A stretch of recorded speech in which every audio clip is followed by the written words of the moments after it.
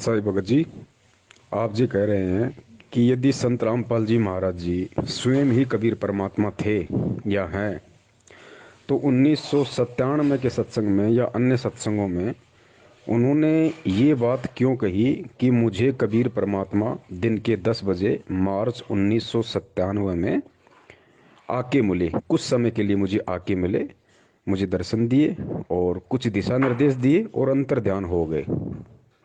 अगर गुरुजी स्वयं ही कबीर परमेश्वर थे या हैं, तो फिर उन्हें कौन सा भगवान मिल गया और दूसरा कौन सा कबीर परमेश्वर आके उनको दर्शन दे गया? ये बात आप कह रहे हैं कि मुझे समझ में नहीं आई।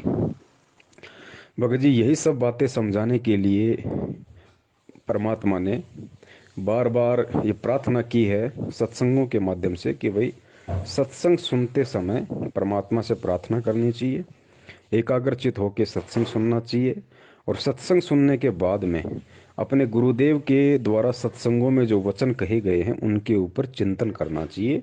जब तक हम सुने गए सत्संगों पे चिंतन नहीं करेंगे तब तक हम उस सत्संगों के मर्म को, उनके रहस्यों को, उन संकेतों को हम समझ नहीं पाएंगे।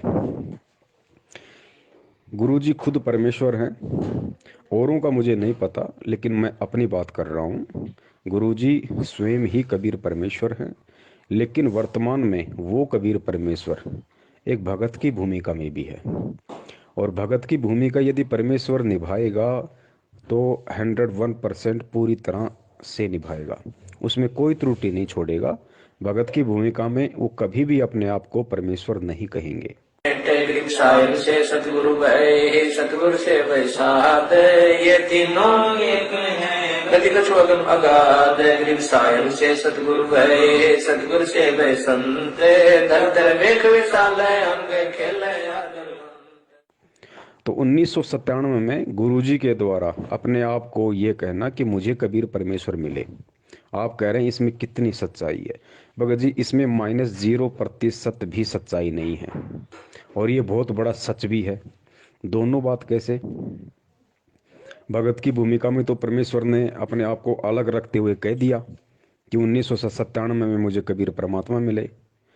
भगत जी, अगर वो परमात्मा अंतर्यामी मालिक अगर ये बात ना कहे कि 1997 में मुझे कबीर परमात्मा आके मिले, दर्शन दिए, दिशा निर्देश दिए और अंतर ध्यान हो गए, तो आप खुद विचार कीजिए भगत जी।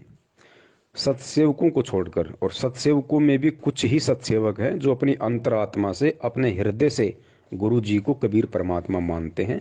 बाकी ठीक है, साध संगति शुरू हुई है, धीरे धीरे उसका रंग चढ़ेगा।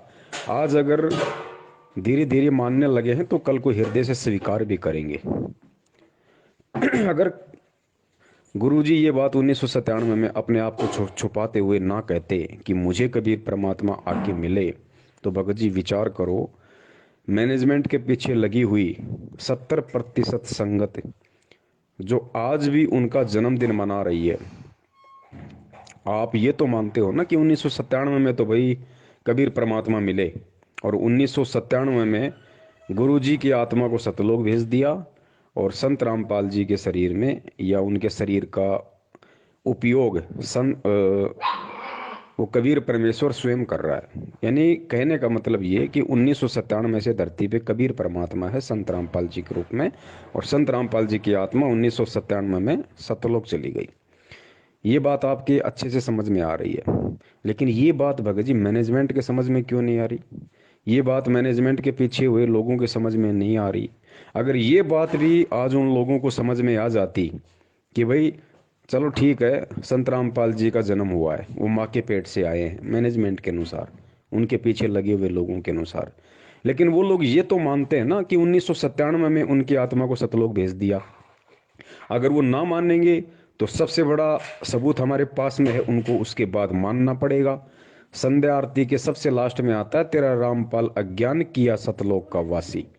एक और वाणी है परमात्मा की कि सतलोक में चल मेरी सुरता, यहाँ ना लावे देरी, सांच कहूँ ना झूठ रतीवर बात मान ले मेरी। अंतिम चौपाई में कहा गया है कि लोक अनामी जावेगी, वहाँ कोन्या मिले चुबारे, आत्मा और परमात्मा वहाँ कोन्या रहते न्यारे। और रामपाल प्रीतम प्यारे की आत्मा, ध्यान देना, रामपाल प्रीतम प्यारे की आत्मा वहाँ पूर्ण आनंद ले रही। कहाँ पे? अनामी लोक में। लोक अनामी जावेगी वहाँ को ना मिले चौबारे, आत्मा और परमात्मा वहाँ को ना रहते न्यारे। लोक अनामी जावेगी वहाँ को ना मिले चौबारे, आत्मा और परमात्मा वहाँ नहीं रहते न्यारे। रामपाल प्रीतम प्यारे की आत्मा वहाँ पूर्ण आनंद ले री, सच कहूँ ना झूठ रती भर बात मान ले में। तो मानना पड़ेगा इस वाणी के अनुसार, गुरुजी ने अपने मुख कमल से कही है, इस वाणी के अनुसार 100% उस व्यक्ति को मानना पड़ेगा जो संत रामपाल जी का भगत है, कि वास्तव में संत रामपाल जी महाराज जी 1997 में सतलोक गमन कर चुके हैं। फाइनल कि धरती पे संत रामपाल जी नहीं है, संत रामपाल जी के शरीर का उपयोग कबीर परमात्मा कर रहा है, जो अविनाशी है, अजन्मा है, स्वयंभू है, सतगुरु है, सारी सृष्टि का रचनहार है। तो 1997 में से यदि खुद वो कबीर परमात्मा जो माँ के गर्भ से जन्म नहीं लेता, यदि वो धरती पे प्रकट है, तो भाई 8 सितंबर 2019 को फिर किसका जन्मदिन मनाया गया? इस बात का जवाब भगत जी किसी के पास नहीं है, और ये इतिहास बन चुका है। आने वाले समय की आत्माएं इन्हीं बातों को बार बार विचार करके, चिंतन करके और भक्ति पे दृढ़ हुआ करेंगी कि देखो, गुरुजी के 24 घंटे शरण में रहने वाले, गुरुजी के बेटा बेटी कहलाने वाले, परमात्मा के रिश्तेदार कहलाने वाले इतना बड़ा धोखा खा गए। रोज वाणी का उच्चारण करते थे, रोज संध्या आरती करते थे कि तेरा रामपाल अज्ञान किया सतलोक का वासी, फिर भी उन मूर्खों के समझ में नहीं आई, क्योंकि वो परमेश्वर की विशेष आत्माएं होंगी। वो आप और हमारी तरह इतना मूर्ख नहीं होंगी, इतनी नीच नहीं होंगी, जो 1000 बार समझाने पर भी उनके समझ में नहीं आएगी। वो मिनी सतलोक में बैठी हुई वो आत्माएं होंगी जो आज वहाँ बीज रूप में हैं, और कल को परमेश्वर उन्हें सबको नीचे लेके आएंगे। वो बिल्कुल परिपक्व आत्माएं हैं। तो उन आत्माओं को ये सब बातें समझने में बिल्कुल भी समय नहीं लगेगा, क्योंकि उनके संस्कार बहुत मजबूत होंगे। जिस प्रकार 650 साल पहले आप और हमें बिल्कुल समझ में नहीं आया जब परमात्मा हाथी पे बैठ के गंगा जल की बोतल मुंह के लगा के और अपनी बेटी के कंधे पे हाथ रख के सरेआम बाजार में जा रहे थे, उस समय हमें समझ में नहीं आया। लेकिन जैसे ही हमारे भक्ति संस्कार कुछ मजबूत हुए और आज हमें जब परमात्मा वो कहानी बताते हैं, तो हम सिर पे थप्पे मारते हैं, हम कितने मूर्ख थे, हम कितने मंद बुद्धि थे। हमने इतना भी विचार नहीं किया कि वो परमात्मा, वो कबीर परमेश्वर जो इतना अच्छा ज्ञान देगा, लोगों की बुराइयां छुड़वाएगा, है, मुख से बेटी बेटी कहेगा, और उसी बेटी को फिर मतलब बुरी नज़र से देखेगा। जो दूसरों की शराब छुड़वा रहा है, क्या वही परमात्मा खुद शराब पिएगा? भगत जी, हमें उस समय समझ में नहीं आ रही थी, लेकिन आज समझ में आ रही है। क्यों? क्योंकि आज हमारे भक्ति संस्कार मजबूत हो चुके हैं। बीच में भी हो सकता है हमें परमात्मा ने अपनी शरण में लिया हो, ज्ञान दिया हो, भक्ति करवाई हो बीच बीच में, तो वो संस्कार हमारे बने, और संस्कार बने तो आज हम 650 साल से ज़्यादा इस भगवान और भक्ति को समझने के लायक हुए। ठीक इसी प्रकार जो गलतियां वर्तमान में मैनेजमेंट कर रहा है, उसके पीछे लगी संगत कर रही है। इन गलतियों का जिक्र आने वाले समय की आत्माएं किया करेंगी, जिस समय आप और हम शायद नहीं होंगे। अगर परमेश्वर ने दया करी, मर्यादा में रहे, तो हम सतलोक में होंगे। तो 1997 में खुद यदि कबीर परमात्मा धरती पे है, तो फिर आज मैनेजमेंट ने किसका जन्मदिन मना दिया? क्या उन्होंने परमात्मा को मानुष साबित नहीं कर दिया? क्या उन्होंने ये साबित नहीं कर दिया कि हमें 2 कौड़ी का भी ज्ञान नहीं हुआ? क्या उन्होंने ये साबित नहीं कर दिया कि परमात्मा के परिवार में जन्म लेने से, या परमात्मा के रिश्तेदार बन जाने से, या 24 घंटे परमात्मा के चरणों में रह के बड़े बड़े सेवादार कहलाने से ये ज्ञान समझ में नहीं आता? ये ज्ञान समझ में आता है अपने मजबूत भक्ति संस्कारों से। और यदि मजबूत भक्ति संस्कार ना हो, और यदि साध संगति सच्ची मिल जाए, साध संगति यदि पक्की मिल जाए, तो ये संस्कार मजबूत हो जाते हैं। तो भगत जी, गुरु जी जो अपने लिए कह रहे हैं कि मुझे 1997 में परमात्मा मिले, तो वो झूठ नहीं बोल रहे भगत जी, लेकिन उस बात में सच्चाई भी नहीं है। क्यों नहीं है? क्योंकि वो सोच छल छिद्र की श्रेणी में आता है। वो सोच छल छिद्र की श्रेणी में आता है, झूठ नहीं है। जिस प्रकार धर्मदास जी को परमात्मा 650 साल पहले बार बार कहा करते थे कि धर्मदास, मैं तो उस परमात्मा का भेजा हुआ संत हूँ भाई, मैं तो उसका संदेशवाहक हूँ। परमात्मा तो सत्य पुरुष है जो सत्यलोक में रहता है। कबीर नाम भी नहीं बताया धर्मदास को कि परमात्मा का नाम कबीर है। परमात्मा तो सत्य पुरुष है जो सत्यलोक में रहता है। अगर ये कह देते कि परमात्मा का नाम तो कबीर है, तो कबीर रूप में तो परमात्मा खुद आए हुए थे कबीर नाम से, तो धर्मदास वैसे स्वीकार नहीं करता कि मुंह पे बोल रहा है, मेरे सामने खड़ा है, मेरे जैसे अडवांस का है, वो कहता है परमात्मा की देह नहीं होती, वो तेज पुंज का शरीर है, वो विदेह है, और खुद अपना नाम कबीर और कह रहा है परमात्मा का नाम कबीर। धर्मदास जिंदगी में स्वीकार नहीं करता।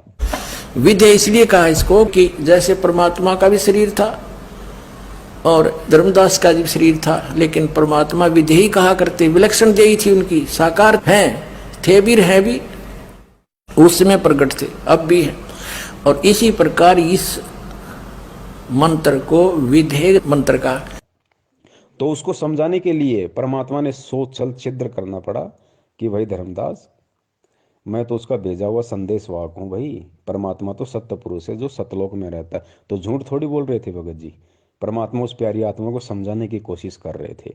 एक और उदाहरण आपको देता हूँ ठीक इसी प्रकार। गुरुदेव ने सत्संग में बताया था आदरणीय गरीबदास जी महाराज जी के विषय में कि जब पंजाब का और राम राय, जिसको झुमकरा भी कहा जाता है, झुमकरा का अंग भी है सतग्रंथ साहिब में, तो पंजाब से चल के और राम राय जी उर्फ झुमकरा गरीबदास जी महाराज जी के दर्शन करने के लिए छुड़ानी आए। वो संत दर्शन को इतने ज्यादा तड़प रहे थे, घर वालों से आके कहा कि भाई महाराज जी कहाँ हैं, दर्शन करने। घर वालों ने कहा जी कुछ पानी लो, जलपान लो, महाराज अभी आ जाते हैं। बोला नहीं जी, उनके दर्शन किए बिना मैं जलपान नहीं करूंगा। तो घर वालों ने कहा कि भाई महाराज जी खेतों की तरफ गए हुए हैं। बता दिया कि भाई इस तरफ खेत हैं, ऐसे ऐसे हैं, वहाँ महाराज जी मिलेंगे। तो उनको इतनी तड़प थी उनसे मिलने की, वो जो राम राय था वो सीधा खेतों की तरफ अकेला ही चल दिया। परमात्मा जानी जान थे, अंतर्यामी थे। अब उधर से आदरणीय गरीबदास जी महाराज जी चलते हुए आ रहे थे। अब झुमकरान ने तो साधु की जो पहचान थी अपने मन में, वो उस तरह की बैठा रखी थी कि भाई या तो बहुत बड़ी दाढ़ी वाला होगा, या बहुत बड़ी जटा होगी, भगवा वस्त्र होगा, या गले में 15-20 रुद्राक्ष की माला होंगी। उस हिसाब से वो परमात्मा का जो रूप था अपने मन में बसाए हुए था। तो परमेश्वर अंतर्यामी थे, उनको पता था कि ये मुझसे पूछेगा, और पूछते अगर मैंने कह दिया भाई मैं ही गरीबदास हूँ, तो भाई मैं तो बिल्कुल सीधा साधा, जैसे जाट हरियाणा में रहता है उस हिसाब से भाई धोती कुर्ता था बिल्कुल, ना कोई दाढ़ी, ना कोई किसी प्रकार की मूछ, ना कोई और कोई फालतू की कोई माला जनेऊ। तो ये आत्मा तुरंत यहाँ से वापस पंजाब के लिए निकल लेगी, इस आत्मा का मतलब आना व्यर्थ हो जाएगा। तो राम राय चले जा रहे थे, सामने से गरीबदास जी महाराज जी आ रहे थे। तो राम राय ने पूछा भाई इधर गरीबदास जी महाराज जी का खेत कौन सा है, मुझे उनसे मिलना है, और मैंने सुना था कि वो खेतों में है। तो गरीबदास जी महाराज जी ने क्या कहा भगत जी, परमेश्वर ने क्या जवाब दिया, सुनना इस बात को। गरीबदास जी महाराज जी ने कहा कि भाई अब वो घर की तरफ जा रहे हैं। राम राय ने कहा नहीं जी, मैंने सुना है वो खेतों की तरफ हैं, अपने खेत में हैं। तो गरीबदास जी ने कहा कि नहीं भाई, अब वो घर की तरफ जा रहे हैं, आओ मैं तुम्हें मिलाता हूँ, घर की तरफ जा रहे हैं। भगत जी वहाँ कितना बड़ा संकेत दिया था परमात्मा ने, गरीबदास जी ने, कि भाई अब वो घर की तरफ जा रहे हैं। तो कौन जा रहा था घर की तरफ? खुद गरीबदास जी महाराज जी ने अपने विषय में कहा कि भाई मैं ही गरीबदास जी महाराज हूँ और अब मैं घर की तरफ जा रहा हूँ। लेकिन उन्होंने संकेत में कही ये बात कि भाई वो पहले खेतों में थे, अब वो घर की तरफ जा रहे हैं। साधु दर्शन राम का, ईश्वरीय दर्शन होता है। संत इतना उतावला हो कहता है कि मुझे रास्ता बताइए, मैं खेत में मिल लूंगा भगवान से। तो उन्होंने कहा कि नहीं, आप यहीं रुकिए, अगर नहीं मुझे रास्ता बताइए। तो उन्होंने रास्ता बता दिया कि इस प्रकार पश्चिम में, ये दक्षिण की तरफ आप जाइए, रास्ता खेतों में जाने का, और वहां से आप रास्ते में एक रहट मिलेगा, रहट के पास एक झोपड़ी है, उसमें महाराज मिलेंगे। वो चल पड़ा। तो बंदी छोड़ रास्ते में आ रहे थे। गरीबदास महाराज की वेशभूषा के थी कि धोती और कुर्ता, जैसा आम हरियाणे की वेशभूषा है व्यक्ति पहनते हैं, उस भाव में था, आ रहे थे। तो उसने, राम राय ने बंदी छोड़ से पूछा कि भाई मैंने महाराज गरीबदास का स्थान बताइए।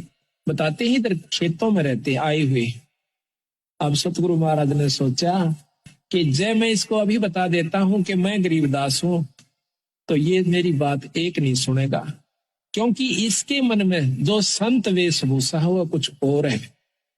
वो क्या सोच का आया था कि बहुत बड़े संत होंगे, सिर पर दाढ़ी बड़ी हुई होगी, लंबी जटा होगी, हाथ में कोई त्रिशूल होगा, कोई कपड़े होंगे तो गेरुआ होंगे, और नहीं होंगे तो तन पे एक लंगोटी होगी, एक कपड़ा छोटा सा होगा, और शरीर पर राख मसड़ रखी होगी। तो सतगुरु ने सोचा कि कहीं इस बेचारे का आना असफल ना हो जाए। बंदी छोड़ कहने लगे कि महाराज तो भाई आ जाओ, मैं मिलाऊंगा आपको। वो कहता मैंने सुना है खेतों में गए, कोई नहीं अब घर को जा रही है। अब वो वापस आ जाता है। आ जाओ मैं मिलाता हूँ, आ जाओ। तो राम राय जी उनके साथ साथ हो लिए। राम राय जी ये समझ नहीं पाए कि ये कहना क्या चाह रहे हैं, कि अब घर की तरफ जा रहे हैं तो कहाँ जा रहे हैं, कौन जा रहा है, कहाँ जा रहा है, कुछ भी उनकी बुद्धि में नहीं आया। और वो उनके पीछे पीछे हो लिए कि चलो भाई ये कह रहे हैं, ये जानते होंगे, वो चले गए होंगे मेरे से पहले, या कहीं और से साइड वाइड से कहीं चले गए होंगे। तो भगत जी ये संकेत हमने समझना है। तो क्या गरीबदास जी महाराज जी वहां पे झूठ बोल रहे थे? उन्होंने झूठ नहीं बोला भगत जी, क्योंकि वो स्वयं परमात्मा थे। और स्वयं उन्होंने कहा कि अब वो घर की तरफ जा रहे हैं, पहले खेतों में थे अब घर की तरफ जा रहे हैं। अब राम राय नहीं समझ पाया इस बात को, तो भगत जी उसमें परमात्मा का क्या दोष? और परमात्मा ने झूठ भी नहीं कहा। तो भगत जी इसी प्रकार सन 1997 में परमात्मा ने उन आत्माओं के अंदर भक्ति की एक अलग जगाने के लिए, भगवान पे विश्वास बनाए रखने के लिए, कि मालिक को पता था कि सत्सेवकों को छोड़ के, जो मेरे ज्ञान आधारी बच्चे हैं उनको छोड़ के बाकी जो संगत है वो काल प्रेरित होगी और मैनेजमेंट खुद उनका संचालन करेगा। अगर ये 1997 वाली बात यदि आज मैंने सन 2005 में गहरी नज़र गीता में पेज नंबर 538 पे शायद अगर मैंने नहीं लिखी, तो जो मैनेजमेंट के पीछे लोग लगे होंगे उस समय, वो भी मुझे बिल्कुल परमात्मा नहीं मानेंगे, वो कभी मुझे परमात्मा के रूप में स्वीकार नहीं करेंगे। कम से कम वो 1997 वाली उस घटना को पढ़ के थोड़ा बहुत तो यकीन कर लेंगे कि भाई हाँ, संत रामपाल जी तो भगवान नहीं थे, वो तो 1997 में सतलोक चले गए, 1997 के बाद उनके रूप में कबीर परमात्मा है। तो गुरुजी ने सोचा चलो किसी ने किसी बात को आधार बना के तो ये कम से कम मुझे परमात्मा माने, मुझे परमात्मा के रूप में स्वीकार करें, ताकि मैं इन पे दया दृष्टि रखूं, ये भक्ति से जुड़े रहें और जुड़े रहेंगे। इतना मान के भी कि 1997 में संत रामपाल जी चले गए और आज उनके रूप में कबीर भगवान धरती पे है, अगर इतना भी मान लेंगे ये, तो फिर भी और मेरे पीछे लगे रहेंगे, तो धीरे धीरे धीरे धीरे इनके संस्कारों को मजबूत करूंगा। तरीका कोई भी अपनाऊंगा, स्वयं प्रेरणा करूंगा या सत्सेवकों के माध्यम से, साध संगति के माध्यम से संदेशा पहुंचाऊंगा, कुछ भी करूंगा। ये परमेश्वर की भगत जी सोच छल छिद्र होते हैं। और दास ने पहले ही बताया था, अगर 1951 में यदि संत रामपाल जी महाराज जी परमात्मा नहीं होते, पहली बात तो ये कि परमात्मा कोई आगे जाके परमात्मा नहीं बनता भगत जी। परमात्मा अजन्मा होता है, परमात्मा आदि अंत एक समान होता है। अगर किसी को लगता है कि 1997 में ही संत रामपाल जी के रूप में धरती पे कबीर परमात्मा प्रकट है, तो ये उनकी बहुत बड़ी गलतफहमी है, क्योंकि परमात्मा परमात्मा होता है और वो परमेश्वर 8 सितंबर 1951 से ही कबीर परमात्मा है। अगर वो 8 सितंबर 1951 से ही कबीर परमात्मा नहीं होते, तो भैया 8 सितंबर 1971 को जय गुरुदेव के पंथ संचालक श्री तुलसीदास जी ने जो भविष्यवाणी की थी, कब की थी? 1971 में, कि आज वो महापुरुष जो विश्व पटल पे भारत के मानचित्र को बदल के रख देगा, जिसका एक झंडा होगी, जिसकी एक भाषा होगी, आज वो महापुरुष पूरे 20 वर्ष का हो चुका है। तो भाई यदि संत रामपाल जी महाराज जी का 1951 में जन्म हुआ था, माँ के पेट से आए थे, आप और हमारे जैसे सामान्य व्यक्ति थे, भगत थे, तो जय गुरुदेव ने किसको महापुरुष कहा? 1971 में ही जय गुरुदेव ने किसको महापुरुष कह दिया कि वो महापुरुष आज पूरे 20 वर्ष का हो चुका है? भगत जी इस बात पे विचार करो। और अगर गुरुजी वो महापुरुष ना होते, तो जय गुरुदेव की भविष्यवाणी का गुरुजी कभी भी समर्थन नहीं करते। गुरुजी केवल सत्य का समर्थन करते हैं, चाहे किसी की भविष्यवाणी क्यों ना हो। दूसरा पॉइंट, गुरुदेव ने कहा कि एक समय में पृथ्वी पे केवल एक ही संत होता है। इसलिए हमने उन नकली सतगुरुओं से बात नहीं बनेगी, एक समय में एक ही सतगुरु होता है। जैसे परमात्मा जब आए थे उन्होंने किसी को भी नाम देने का आदेश नहीं दिया था और स्वयं ही उपदेश दिया करते थे। 64 लाख शिष्य उनके हो गए थे, उन सब के स्वयं ही गुरु थे, स्वयं ही सतगुरु थे। और एक समय में एक ही संत होता पूरी पृथ्वी पे उस परमेश्वर का। वैसे तो ये अन्य उपासना बताने वालों की तो गिनती ही नहीं है। एक समय में पृथ्वी पे केवल एक ही संत होता है, दूसरा संत नहीं होता। तो बता दीजिए, आज संत रामपाल जी महाराज जी एक भगत की भूमिका में अपने दादा गुरुदेव जी के लिए क्या शब्द यूज करते हैं? मेरे पूज्य गुरुदेव। और भक्ति मार्ग में गुरु जी ने बताया कि पूज्य शब्द केवल उसी के लगता है जो परमात्मा होता है, जो स्वयं परमात्मा होता है। लेकिन दादा गुरुदेव स्वामी रामदेवानंद जी महाराज जी कोई परमात्मा नहीं थे, ना ही वो सतगुरु थे। वो सतगुरु भी नहीं थे भगत जी, और ना ही वो परमात्मा थे। वो केवल एक भगत थे, इससे ज्यादा कुछ नहीं थे। अगर वो सतगुरु थे, या फिर जैसे गुरु जी ने भगत की भूमिका में उनके नाम से पहले लगाया मेरे परम पूज्य गुरुदेव, मेरे पूज्य गुरुदेव, मेरे सतगुरुदेव, तो ये जो सतगुरु शब्द है, ये पूज्य शब्द है, ये केवल परमेश्वर के लिए, बंदी छोड़ के लिए, परमात्मा के लिए है, ध्यान रखना। तो भगत जी अगर वो पूज्य होते वास्तव में, अगर वो परमेश्वर होते दादा गुरुदेव, यदि दादा गुरुदेव वास्तव में सतगुरु होते, तो भगत जी 1994 में संत रामपाल जी महाराज जी सतगुरु नहीं बन सकते थे। सांसारिक दृष्टि में नाम दान देने के लायक नहीं बन सकते थे, क्योंकि पृथ्वी पे एक समय में 2 सतगुरु नहीं हो सकते भाई। पृथ्वी में एक समय में एक ही सतगुरु होता है, ध्यान रखना। तीसरा पॉइंट बहुत अहम है और इसको हमने भगत जी समझना पड़ेगा। बगैर समझे हम इसकी गहराई में नहीं जा पाएंगे। ये जो सतनाम का जो मंत्र है 2 अक्षर का, जो शायद आपको मिला या नहीं मिला मुझे नहीं पता, लेकिन सबको पता है कि सतनाम में 2 मंत्र कौन से हैं। ये 2 मंत्र देने का अधिकारी इस पूरी सृष्टि में सतनाम मंत्र देने का अधिकारी गुरु बनकर, सतगुरु बनकर यदि कोई दे सकता है तो केवल बंदी छोड़ कबीर साहब दे सकता है, और कोई भी व्यक्ति सतनाम का मंत्र किसी को नहीं दे सकता, और ना ही ये प्रथम नाम जो है 5 नाम ये कोई दे सकता। भगत जी कोई नहीं दे सकता, ये केवल परमेश्वर कबीर साहिब ही दे सकते हैं, इनके अलावा कोई नहीं देगा। कबीर जी ने ये नाम 650 साल पहले दिए। उसके बाद बता दो भगत जी किस महापुरुष ने ये सतनाम को दान किया? किसी ने दान नहीं किया, आज तक रिकॉर्ड है, क्योंकि उनके अलावा कोई दूसरा कर ही नहीं सकता। 650 साल पहले वो स्वयं आए थे, तो उन्होंने लोगों को सतनाम दिया, कुछ विशेष आत्माओं को सतनाम दिया और रिकॉर्ड करवा दिया धर्मदास जी के माध्यम से, क्योंकि धर्मदास जी को परमेश्वर ने सतनाम दिया था। तो धर्मदास जी के माध्यम से परमात्मा ने कबीर सागर में भी रिकॉर्ड करवा दिया पूरा, वो 2 शब्द भी लिखवा दिए, ताकि कल को झूठे ना हो जाएं कि सतनाम में ये मंत्र नहीं है। तो कबीर परमात्मा ने 650 साल पहले सतनाम दिया। उसके 200-250 साल बाद वही कबीर परमात्मा गरीबदास जी महाराज जी के रूप में आए।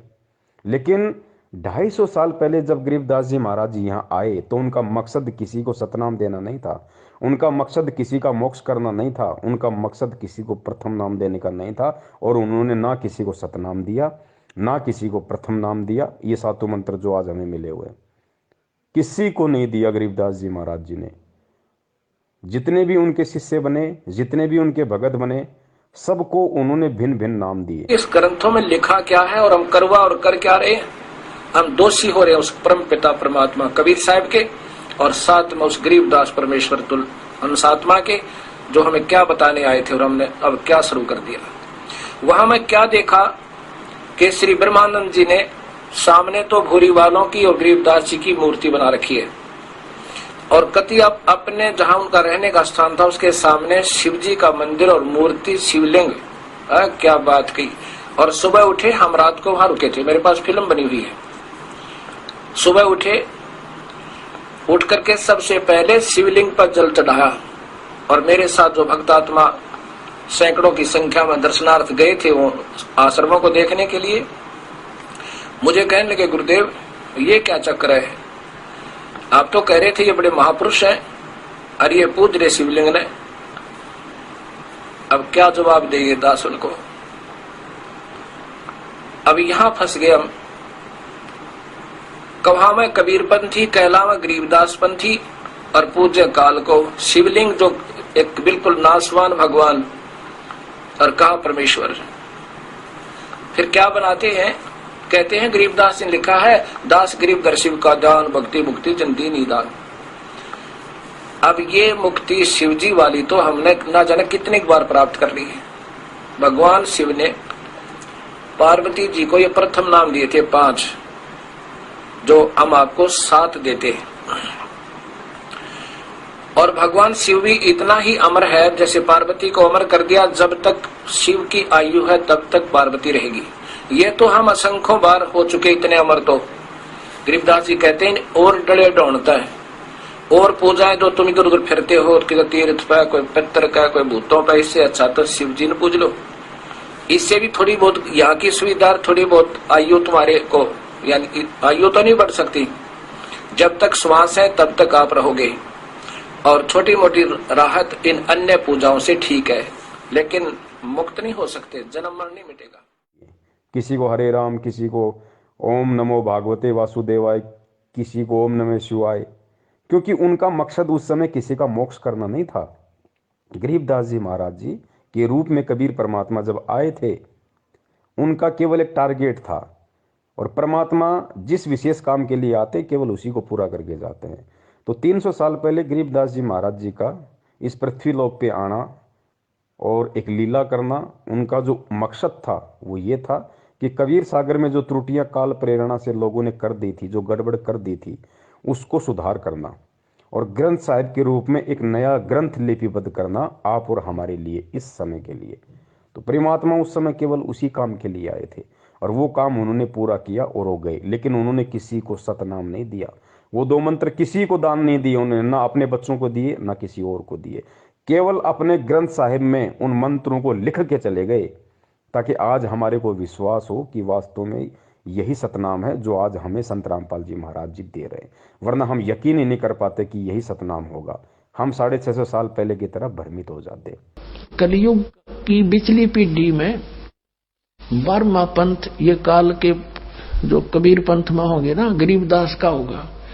और तब तक मैं जो अब ये वाणी लिखवा रहा हूं ज्ञान, इसमें भी ये अपनी सोच अनुसार परिवर्तन करेंगे, कुछ इसका प्रारूप बिगाड़ेंगे। काल बिगड़ुआ होगा, क्योंकि इसने सूक्ष्म वेद का नाश कर दिया था। और फिर गरीबदास नाम से 12वां पंथा होगा, ये मेरे नाम से। उसमें मेरी महिमा की वाणी को मैं पुनर् यथार्थ रूप में प्रकट करवाऊंगा, और वो वाणी इतनी प्रसिद्ध नहीं होएगी, लोग उसको छेड़छाड़ नहीं करेंगे। और गरीबदास ने आदेश दे दिया था उस लिखने वाले को कि जो मैं बोलूं उतना ही लिखेगा, और इसमें कोई छेड़छाड़ करेगा उसकी दुर्गति हो जाएगी। तो भगत जी गरीबदास जी महाराज जी ने भी किसी को सतनाम नहीं दिया, वो 2 मंत्र नहीं दिए। और आज वर्तमान में संत रामपाल जी महाराज जी और कबीर साहिब जी के बीच में जितने भी महापुरुष हुए हैं जिनका जिक्र गुरु जी करते हैं, चाहे धर्मदास जी हो, चाहे गरीबदास जी हो, चाहे नानक जी हो, मलुकदास जी हो, घीसा दास जी हो, कितने भी महापुरुष हुए हैं भगत जी, उन सबको परमात्मा ने ये सतनाम दिया। लेकिन उनमें से किसी को भी आगे सतनाम को दान करने का आदेश नहीं दिया। आदरणीय नानक जी भी, क्योंकि नानक जी तो नाम दे ही नहीं सकते थे, लेकिन जब बेई नदी से परमात्मा उनको सतलोक ले गए तो वही पुनकर्मी आत्मा थी परमात्मा की, मालिक ने उसी समय उनको सतलोक में बैठा दिया था। उसके बाद में जब वापस वो आए तो नानक जी नहीं थे, कालूराम मेहता का बेटा नहीं था भगत जी, स्वयं कबीर परमात्मा नानक जी के रूप में धरती पे मौजूद है। और नानक जी कितने वर्ष तक रहे, उतने वर्ष तक परमात्मा ने नानक जी के रूप में लीला की। नानक जी के वो शरीर, वो चोला धारण किया परमात्मा ने, नानक जी वाला, और पूरे समय उन्होंने लीला की।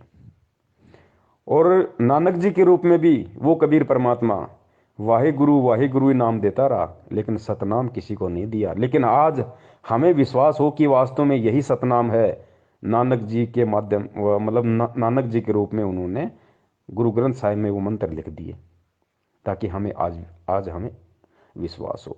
श्री नानक साहब जी को कभी परमात्मा मिले थे, पूर्ण ब्रह्म मिले थे, उनको नाम दिया था, जाप करने का आदेश दिया था कि तुम स्वयं जाप करो, लेकिन उनको आगे किसी को देने का अधिकार, ये मंत्र देने का अधिकार नहीं दिया था।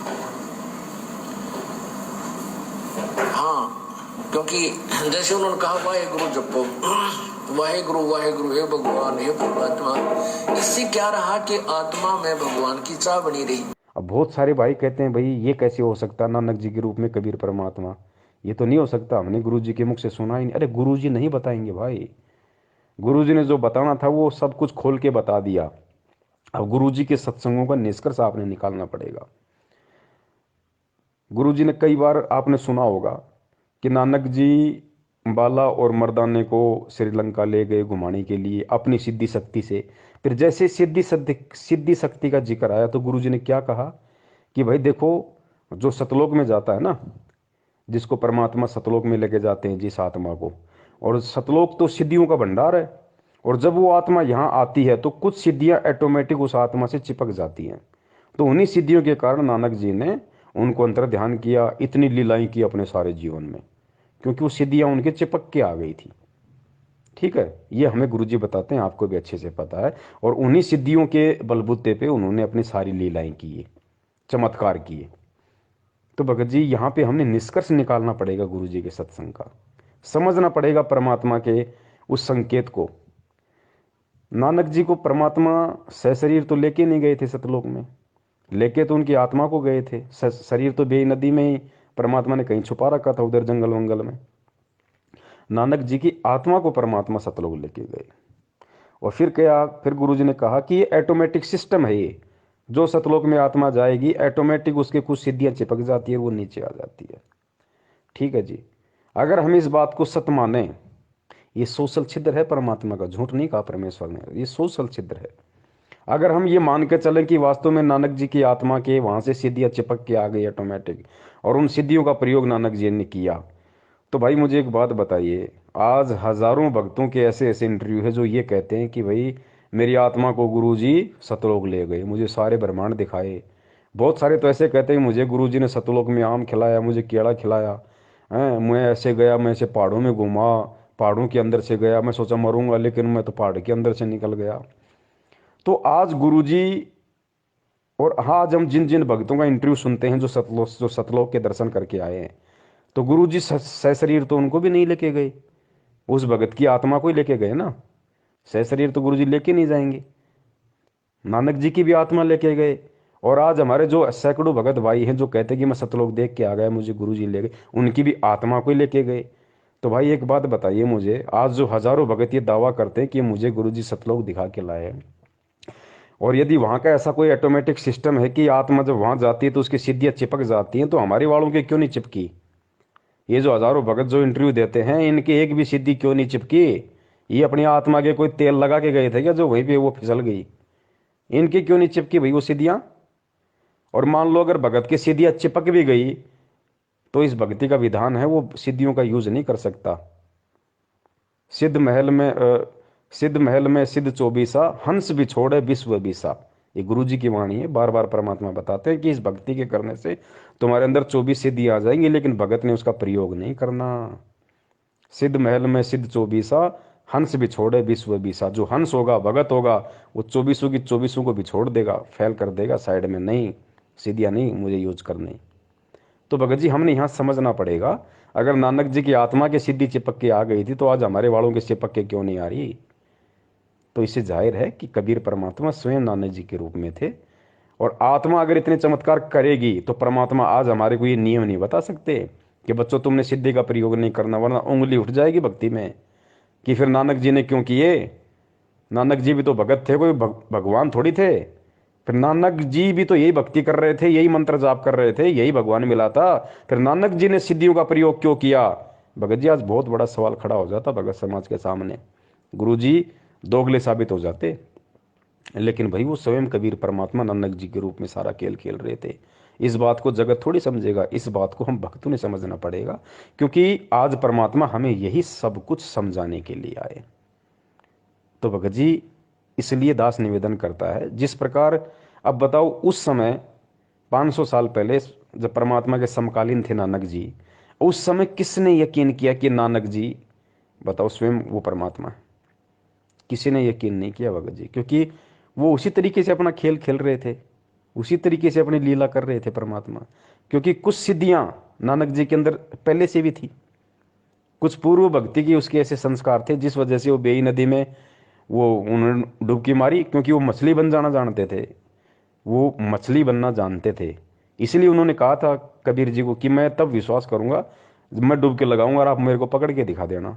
तो नानक जी में परमात्मा के मिलने से पहले भी सिद्धियां थी, लेकिन परमात्मा से मिलने के बाद, परमात्मा से दीक्षा लेने के बाद, चाहे सिद्धियां हो या ना हो, भगत सिद्धियों का प्रयोग नहीं कर सकता। तो नानक जी को परमेश्वर ने सतलोक भेज दिया था, उसके बाद खुद उनके शरीर में थे भगत जी।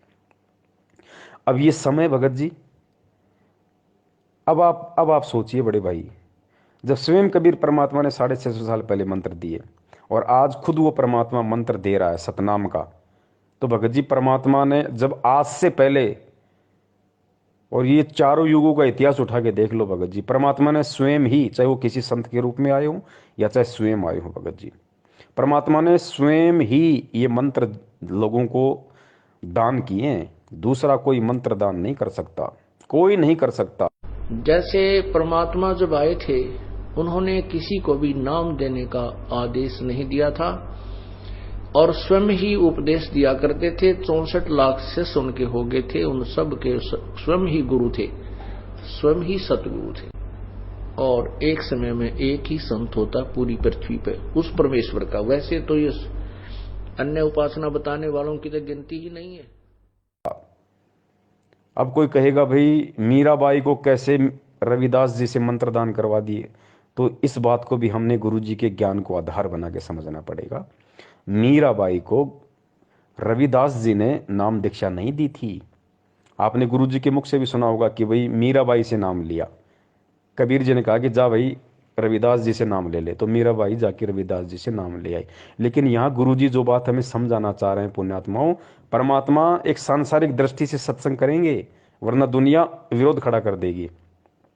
क्योंकि रविदास जी की हिस्ट्री में लिख दिया गया कि मीरा को नाम रविदास जी ने दिया, और हकीकत भी है, क्योंकि मीरा ने रविदास जी से नाम लिया था। लेकिन जिस समय मीरा ने रविदास से नाम लिया था, उस समय रविदास के रूप में कौन बैठा था? वो कबीर परमात्मा बैठा था, क्योंकि मीरा को सतनाम मिला था भाई। मीरा को प्रथम नाम ओरिजिनल मिला था, जो आप और हमारे को मिला है। भले ही आगे पीछे के 2 मंत्र ना मिले हों प्रथम नाम के, लेकिन बीच के 5 नाम और सतनाम मीरा को मिले थे। तो ये कौन दे सकता है ये नाम? ये रविदास नहीं दे सकता था, वो भगत था। कबीर परमात्मा ने वो नाम दिए भाई, कबीर परमात्मा ने। रविदास जी को तो मालूम भी नहीं मैंने कब मीरा को नाम दे दिया, कब क्या लीला हो गई। ठीक इसी प्रकार जिस प्रकार पांडवों का यज्ञ सफल करने के लिए परमात्मा ने अपने भगत सुपथ सुदर्शन में प्रेरणा करके और 15 दिन के टूर पे भेज दिया, और स्वयं झोपड़ी में सुपथ सुदर्शन जी का रूप बना के परमात्मा बैठ गया और जाके पांडवों की यज्ञ सफल कर दी। और सुपथ सुदर्शन को आजीवन नहीं पता चला कि मेरे रूप में परमात्मा पांडवों का यज्ञ सफल करके आ गए। अब दुनिया क्या समझ रही है कि सुपथ सुदर्शन ने, उस वाल्मीकि ने, उस भगत ने पांडवों का यज्ञ सफल किया, पांडवों का यज्ञ बजाया। लेकिन सत्संग क्या कह रहे हैं, तत्व ज्ञान क्या कह रहा है, ज्ञान आधार क्या कह रहा है कि सुपथ सुदर्शन नाम के उस भगत ने नहीं, उसके रूप में स्वयं कबीर परमात्मा ने पांडवों का यज्ञ बचाया। तो ठीक इसी प्रकार मीरा को नाम दीक्षा स्वयं कबीर परमात्मा ने रविदास जी का रूप बना के दी थी। वो जो जितनी भी लीलाएं की परमेश्वर ने, घटोती में गंगा भी जो निकली थी कि ये ले जा भाई, ये गंगा माई में डाल देना मेरे नाम का, वो भी उस समय कबीर परमात्मा ही ने ही रविदास जी का रूप बना के उस पंडित को दिया था। वो 700 ब्राह्मणों का जो जनेऊ परमात्मा ने रविदास जी के रूप में तोड़ा, वो रविदास ने नहीं तोड़ा, स्वयं कबीर परमेश्वर ने। उनको तो पता भी नहीं परमात्मा कब क्या खेल खेल रहा है, वो तो अपना नॉर्मल सा जीवन जी रहा था। तो भगत जी हमने इन बातों को समझना पड़ेगा। जब उन रूपों में भी कबीर परमात्मा ने ही नाम दिया, तो भगत जी सन 1994 से ये सतनाम और प्रथम नाम का दान इस धरती पे कौन कर रहा है? 1994 से कौन कर रहा है? अगर आपको लगता है कि 1997 में संत रामपाल जी सतलोक चले गए और 1997 से कबीर परमात्मा धरती पे है, तो फिर 1994 में भगत जी सतनाम किसने दिया लोगों को? प्रथम नाम किसने दिया लोगों को, जो नाम कबीर जी के अलावा कोई दे ही नहीं सकता? जैसे परमात्मा जब आए थे, उन्होंने किसी को भी नाम देने का आदेश नहीं दिया था और स्वयं ही उपदेश दिया करते थे। 64 लाख शिष्य उनके हो गए थे, उन सब के स्वयं ही गुरु थे, स्वयं ही सतगुरु थे।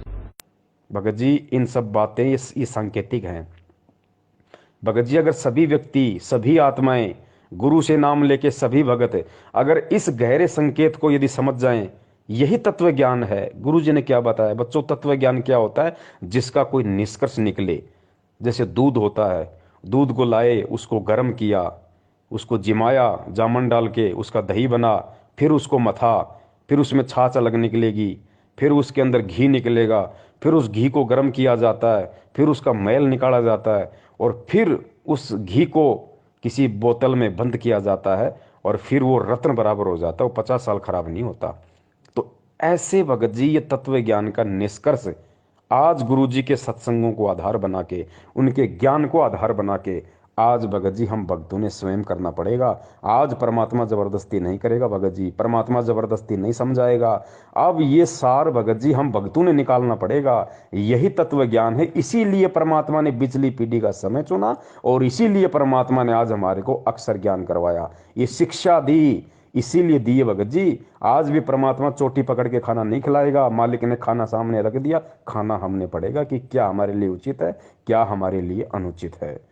अपने आत्माओं, दास का उद्देश्य ये केवल राम कथा सुनाना नहीं है, आपको विद्वान बनाना है ताकि आप मार ना खा जाओ, भविष्य में फिर काम ना बिगड़ जाए। और बहुत आसान तरीके से आपको समझाया जा सकता है। 1 बार 2 बार 100 बार बताऊंगा, अपने आप हृदय समा जाएगी आपके। इस झूठ को हमने लाखों बार सुन लिया तो सच्ची होगी, सत्य को भी सैकड़ों बार सुनोगे अपने आप। सत्य तो है ही सत्य, या तो ऐसा जगह बना देगी फिर कोई टस से मस नहीं कर सकता। तो आज हर स्थिति में भगत जी परमेश्वर को दोष नहीं दिया जा सकता। जो लोग कहते हैं ना कि पवन गुरुद्रोही, फलाने गुरुद्रोही, मैनेजमेंट गलत या सत्सेवक सही, ठीक इसी प्रकार ये निर्णय संगत ने स्वयं करना पड़ेगा। इस ज्ञान को आधार बना के गुरु जी के भरोसे बैठोगे, मूर्खता में रहोगे। जिस प्रकार परमात्मा ये गहरे गहरे संकेत नहीं बता रहे, ये कह के छोड़ दिया कि 1997 में मेरे को कबीर परमात्मा मिले, लेकिन निष्कर्ष निकालने वालों ने, गोताखोरों ने गोता मार के वो हीरे मोती समुद्र के नीचे से उठा के ले आए। उन लोगों ने ज्ञान आधार से और निष्कर्ष निकाल लिया कि 1997 में परमात्मा धरती पे आया या 8 सितंबर 1951 को ही परमात्मा धरती पे आ गया था। और जो भी रामपाल नाम का जो व्यक्ति था, उसको उसी क्षण उस आत्मा को परमात्मा ने सतलोक भेज दिया था। अगर वो आत्मा ना होती, अगर वो माँ के गर्भ से जन्म लेके ना आती, तो आज ये शब्द भी नहीं बोलते गुरुदेव कि तेरा रामपाल अज्ञान किया सतलोक का वासी। वो विशेष आत्मा जो भी थी परमात्मा की, उसी क्षण इंद्रो माई के गर्भ से जन्म लेते ही परमेश्वर ने उसको सतलोक भेज दिया। मालिक ने, मालिक का तो सेकंडों का काम है, चुटकियों का काम है परमेश्वर का। तो अब बहुत सारे लोग कहेंगे भैया अगर वो आत्मा उसी समय सतलोक चली गई थी तो फिर इंद्रो माई ने फिर संत रामपाल जी का विवाह किया अनारो माई के साथ, और आत्मा तो उसी समय सतलोक चली गई। उसके बाद से उस शरीर में स्वयं कबीर परमात्मा, तो फिर अनारो माई को बच्चे पैदा किसने किए? अनारो माई को बच्चे कैसे हुए? कबीर परमात्मा तो संभोग करते ही नहीं। भगत जी यही भी हमने तत्व ज्ञान से ही हमने इसका निष्कर्ष निकालना पड़ेगा। भगत जी परमात्मा को हमने पहचानना पड़ेगा, परमात्मा की लीलाओं से आज हमने परिचित होना पड़ेगा। परमात्मा क्या नहीं कर सकता? परमात्मा भगत जी बिना आत्मा के शरीर को ऐसे चला दे जैसे आप और हम चल रहे हैं, बिना आत्मा के शरीर को। अरे जब सिद्धि शक्ति से बिना इंजन के लोगों ने पुष्पक विमान बना लिए थे, जिसमें ना डीजल डलता था, ना जिसमें ईंधन प्रयोग होता था, ना जिसके अंदर कोई पेट्रोल डलता था, वो पुष्पक विमान सिद्धि शक्ति से क्या नहीं हो सकते थे? बिना माता पिता के सहयोग से जब सीता के लिए वाल्मीकि जी ने और एक घास के तिनके से कुश बना दिया, जो रामचंद्र जी का दूसरा बेटा कहलाया था कुश, बताओ उसको वहाँ पे कौन सा संभोग क्रिया की गई थी सीता जी के साथ में? किसने संभोग क्रिया की थी भैया? किसने शारीरिक संबंध बनाए थे? कौन से माता पिता के रज और बीरज से वहाँ पे वाल्मीकि जी ने उसको बनाया था? अरे गोरखनाथ जी का जन्म गोबर में हुआ, कौन से माता पिता के सहयोग से हुआ भैया? भगत जी परमात्मा कुछ भी कर सकता है, लोगों को कुछ नहीं लगेगा, दिखाई नहीं देगा क्या हो गया क्या नहीं हो गया। उनको तो ऐसा लगेगा जैसे बस आपस में सब कुछ चल रहा है नॉर्मली। परमात्मा क्या नहीं कर सकता? अरे आटा पीसने की चक्की है, सबको पता है, या तो हाथ से चलाओगे तब चलेगी, या जैसे वो पवन चक्की आती है भाई, वो बड़े बड़े पंख होते हैं, फिर हवा का वेग होता है, वो घूमता है, फिर नीचे उसके कोई सिस्टम लगता है, तब वो चक्की पीसेगी। तब या तो उससे लाइट बनेगी या उससे आटा पिसेगा। या आजकल जैसे मोटर आ गई, आप जब तक मोटर नहीं लगाओगे, लाइट नहीं लगाओगे, तब तक वो चक्की नहीं चलेगी, आटा नहीं पिसेगा। ये बिल्कुल सर्वदा सत्य है। लेकिन अब्राहिम सुल्तान ने जब 300 साधुओं को जेल में डाल दिया, और उस समय परमात्मा भी जेल में चले गए, और परमात्मा ने अपनी शक्ति से बस छड़ी को यूं घुमाया था, बस दूर खड़ा होके 300 चक्कियां अपने आप चलने लग गई। और वो सैनिक उसके अंदर गेहूं डाल रहे हैं, कणक डाल रहे हैं, आटा पिस रहा है। बताइए भाई साहब, कौन सी मोटर लग गई थी? कौन अपने हाथ से चक्की घुमा रहा था? कौन सा वहां पे टरबाइन लगा हुआ था जो पवन चक्कियां चल रही थी? उधर से परमात्मा वहां पहुंच गए जेल में, जहां उसके बच्चे 360 चक्की पीस रहे थे। अब वहां जाकर के उन पहरेदारों से कहा, पुलिस वालों से, कि भाई मेरी भी सजा कर दी तुम्हारे राजा ने। वो बोले तू अच्छा भला आदमी, आप पे आ गया? कहाँ पे आ गया? मैं तो भाई राजा तो डर लग गया। बोला ठीक है बैठ अंदर। वो बैठा दिया और कहा ये चक्की पकड़।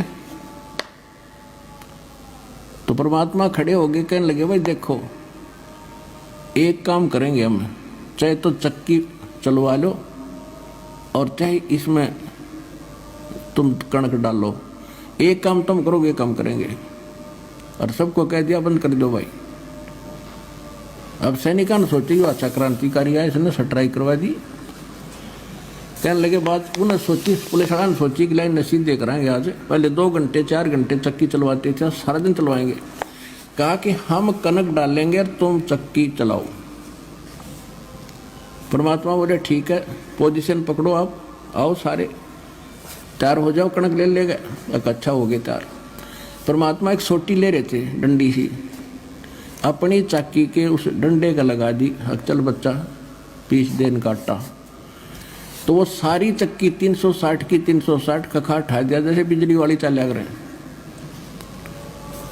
अब उन सभी से कहा कि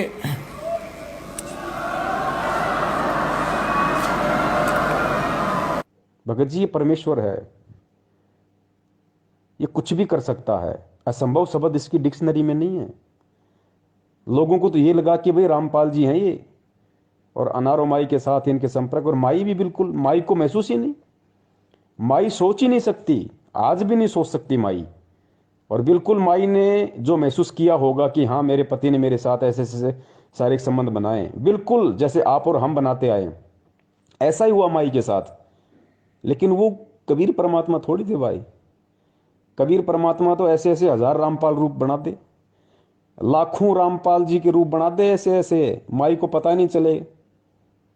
एक माई के साथ है सदा से, एक अपना सारा खेल खेल रहा है, लोगों को केवल एक ही दिखाई देता है। जिस प्रकार सिकंदर लोदी के दरबार में जब परमात्मा को खूनी हाथी के सामने डाला गया तो परमात्मा ने सिंह रूप धारण कर लिया, तो पुण्यात्मा उस समय पूरी दुनिया को तो वो कबीर दिखाई दे रहा है, और सिकंदर लोदी को वो सिंह रूप दिखाई दे रहा है। ओ सॉरी, उसको हाथी को और पीलवान को, हाथी को और पीलवान को तो परमात्मा सिंह रूप में दिखाई दे रहे हैं, शेर रूप में दिखाई दे रहे हैं।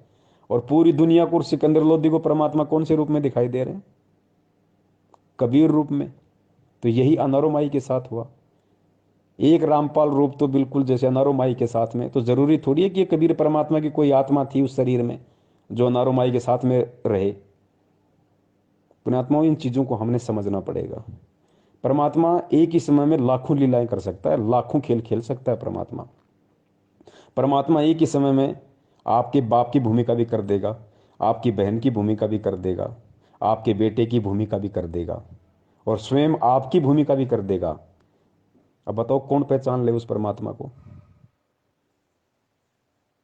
सिकंदर लोदी को परमात्मा ने विराट रूप दिखाया दिल्ली के दरबार में, ऊपर तक देखा परमात्मा को और छोड़ नहीं, पैरों में गिर गया, गिड़गिड़ाने लगा, और दुनिया को वही 5-6 फुट का वो कबीर दिखाई दे रहा है।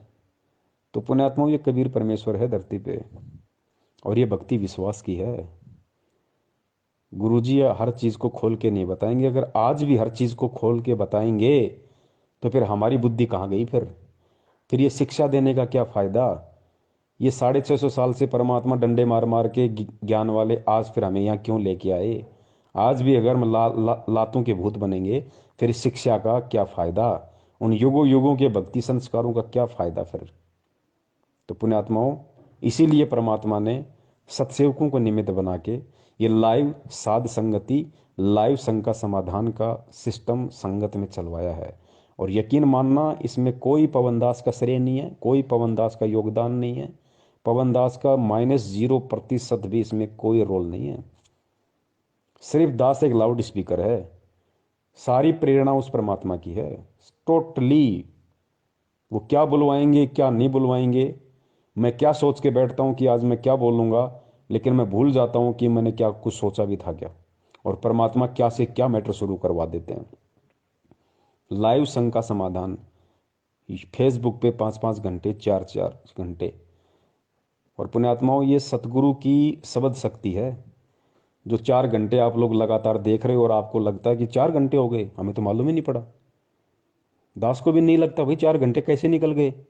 और 4 घंटे पुण्यात्माओं, आप गुरु जी के सत्संग सुन के देख लो, खुद उस कबीर परमात्मा के गुरु जी के मुख कमल से 4 घंटे मोबाइल पे आप सत्संग सुनो, आप 1 घंटे में 3 बार तो बाथरूम करने चले जाओगे।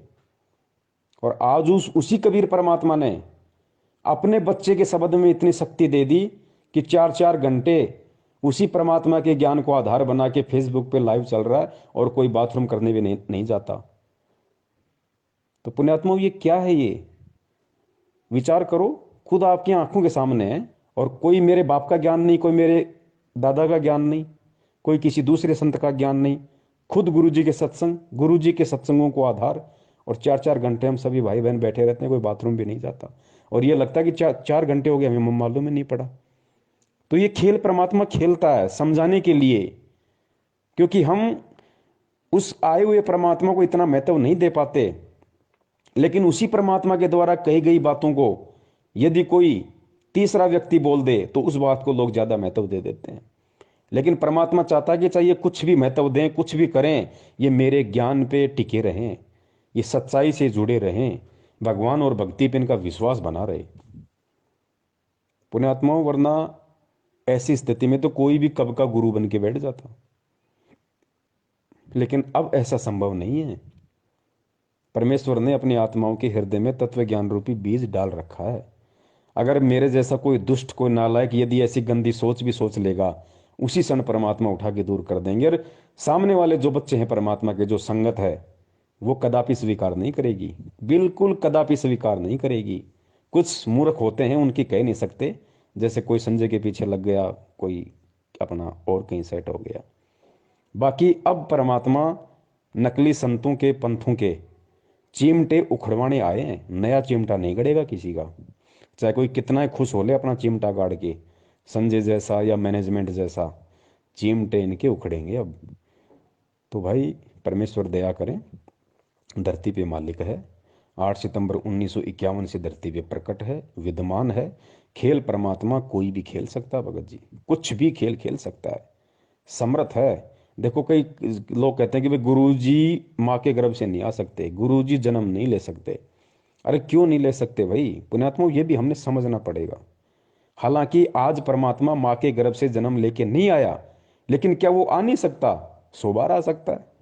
वो समर्थ है, समर्थ उसी को कहते हैं जो क्या नहीं कर दे। लेकिन वो परमात्मा के जो गुण है, उन गुणों में लिखा हुआ कि परमात्मा कभी माँ के गर्भ से जन्म नहीं लेता, तो वो परमात्मा जन्म लेगा नहीं।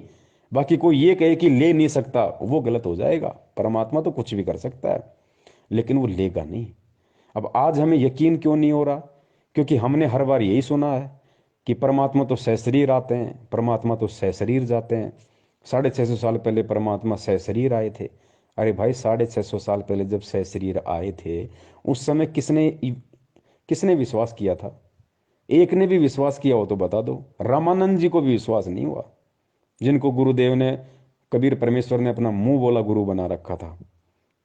अगर उनको ये विश्वास हो जाता कि परमात्मा माँ के गर्भ से नहीं आया और परमात्मा प्रकट हुआ है पुण्यात्माओं, वो उसी समय पार हो जाता, आज तक धक्के नहीं खाता। लेकिन विश्वास नहीं हुआ और 64 लाख में उसकी गिनती आती है, फेल हो गया। थोड़ा बहुत ज्ञान सर्वानंद ने स्वीकार किया था, वो भी गुरुजी कहते हैं फेल हो गया। अंत में वो भी ढीले और छोड़ गए परमात्मा को, वो भी फेल हो गए दोनों। अब उस समय परमात्मा सशरीर आए थे तो भाई वो एक अलग मैटर था। क्या मैटर था? परमात्मा हर बार सशरीर नहीं आते। सशरीर कौन सा? जिस प्रकार काशी में आए थे एक एक शिशु रूप बना के। हर बार परमात्मा वो लीला नहीं करते। वो लीला केवल परमात्मा ने हर युग में एक बार करनी पड़ती है, केवल एक बार। उसके बाद परमात्मा सशरीर प्रकट होते हैं, लेकिन शिशु रूप में प्रकट नहीं होते, फिर वो संत रूप में प्रकट होते हैं फिर।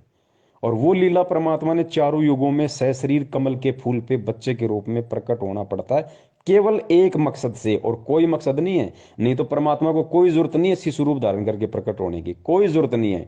सीधा परमात्मा संत रूप में कहीं भी प्रकट हो जाएगा, अपना ज्ञान देगा।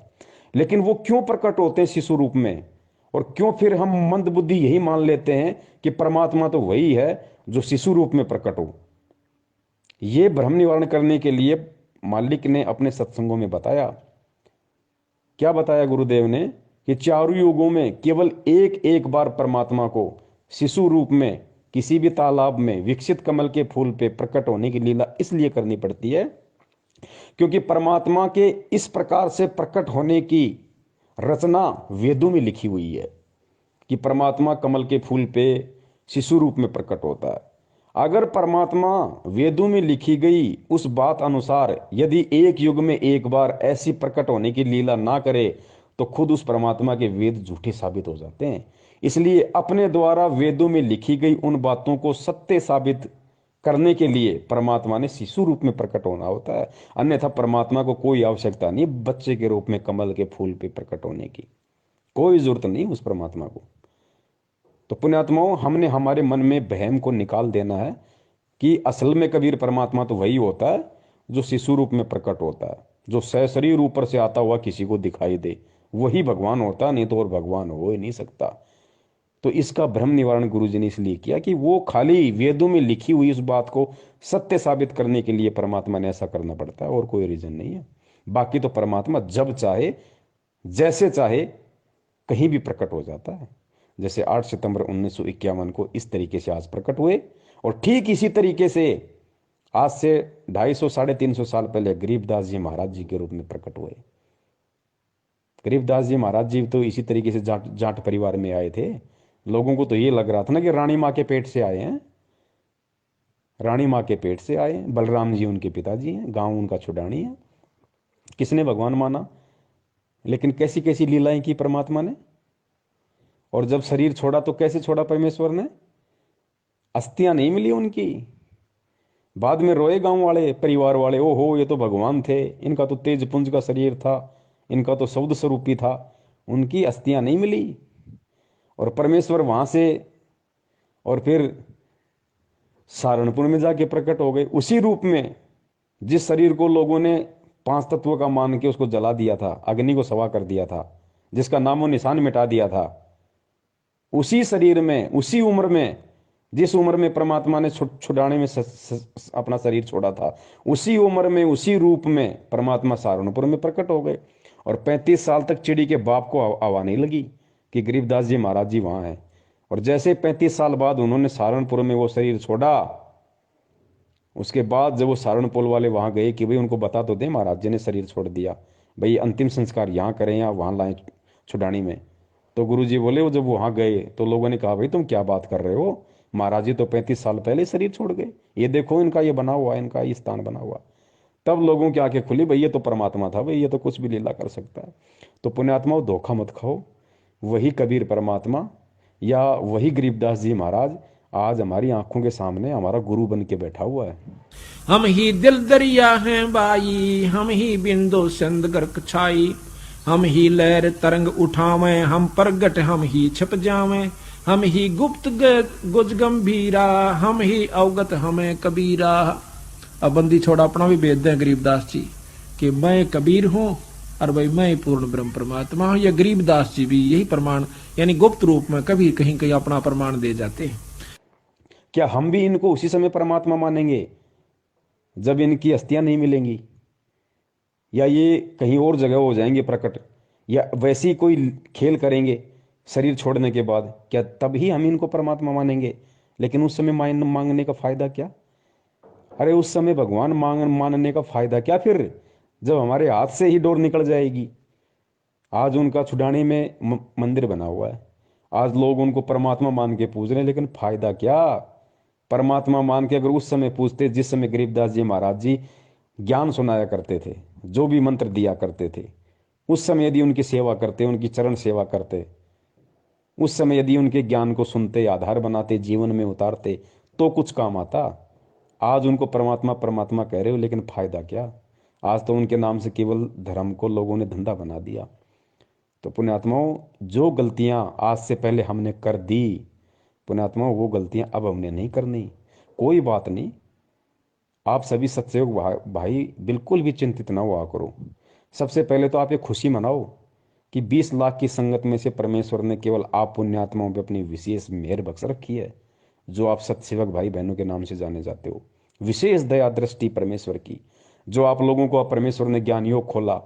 वरना इस दास को, ये दास जो बातें बोलता है गुरु जी के ज्ञान आधार से, वो भी आपके समझ में नहीं आनी थी। जिस प्रकार मैनेजमेंट के पीछे लगे हुए लोगों के समझ में नहीं आ रही, आपके भी नहीं समझ में आनी थी। लेकिन परमेश्वर ने दास के साथ साथ आपके अंदर भी वो सॉफ्टवेयर डाल दिया,